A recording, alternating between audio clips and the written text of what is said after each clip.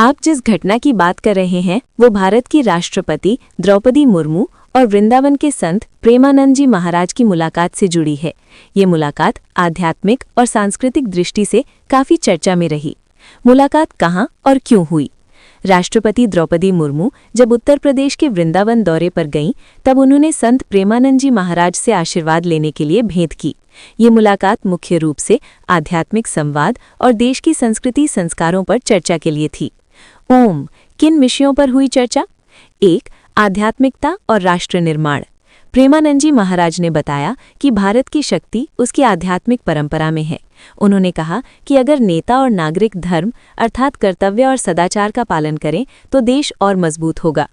2. युवाओं का मार्गदर्शन। राष्ट्रपति ने युवाओं में बढ़ती भटकाव, मोबाइल की लत और नैतिक मूल्यों में गिरावट जैसे मुद्दों पर संत से मार्गदर्शन लिया। महाराज जी ने कहा कि युवाओं को भक्ति, सेवा और संस्कारों से जोड़ना जरूरी है। 3. महिला सशक्तिकरण।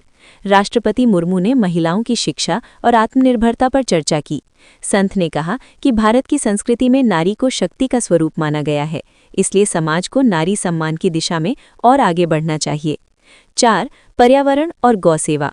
प्रेमानंद जी महाराज ने प्रकृति संरक्षण, गौसेवा और सादा जीवन पर जोर दिया। उन्होंने कहा कि पर्यावरण की रक्षा भी एक प्रकार की आध्यात्मिक साधना है। मुलाकात का संदेश क्या था? राजनीति और आध्यात्मिकता का संतुलन, संस्कार आधारित समाज निर्माण, सेवा, करुणा और कर्तव्य पर आधारित जीवन। राष्ट्रपति ने संत से आशीर्वाद लिया और देश की उन्नति के लिए प्रार्थना की। इस मुलाकात का महत्व। ये मुलाकात इसलिए खास मानी गई क्योंकि देश के सर्वोच्च संवैधानिक पद पर बैठी राष्ट्रपति ने एक संत से मिलकर ये संदेश दिया कि भारत में आध्यात्मिक परंपरा और आधुनिक शासन साथ साथ चल सकते हैं।